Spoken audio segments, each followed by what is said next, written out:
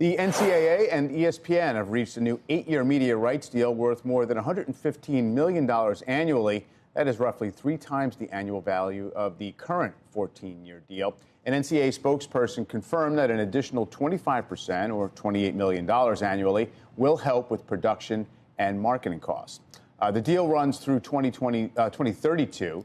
It includes the rights to 40 NCAA championships, 21 women's, 19 men's events. Also provides international rights to the men's college basketball championship, which is carried by CBS in the United States. Sports agency giant Endeavor, which consulted for the NCAA on the deal, said about 57% of the value of the deal is tied to women's college basketball. Specifically, the next major sports rights deal, specifically to women's college basketball.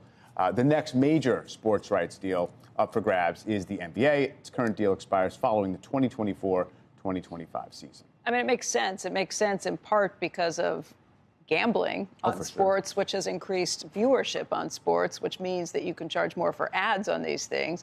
If you've been watching Caitlin Clark and what she's been doing in women's basketball in Iowa, she's about to break the scoring record for the NCAA. So I know our minds are kind of warped in terms of dollar values, but it seems really cheap to me. Like $100 and something million a year for this aggregate deal. They didn't used to get the viewership. No, of course, yeah.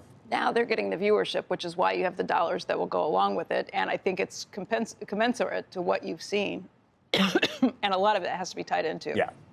ESPN also can create the interest itself. It's promotion. And Bob Iger made this point with Disney when he talked about sports rights. It's like, nobody else is going to be talking about your tournament for the entire day the way we will on ESPN, and therefore feeding into the promotion of it. So they have a bit of an advantage in terms of the bidding. Yeah, it kind of almost creates its own demand a little bit. I had a little bit of an opposite take from you, Mike. I'm still just blown away by the amount of money in college sports. In my lifetime, what's gone from you can find a college game here or there, and now it's just big money. No, fair enough. I mean, in real world dollars, it's big.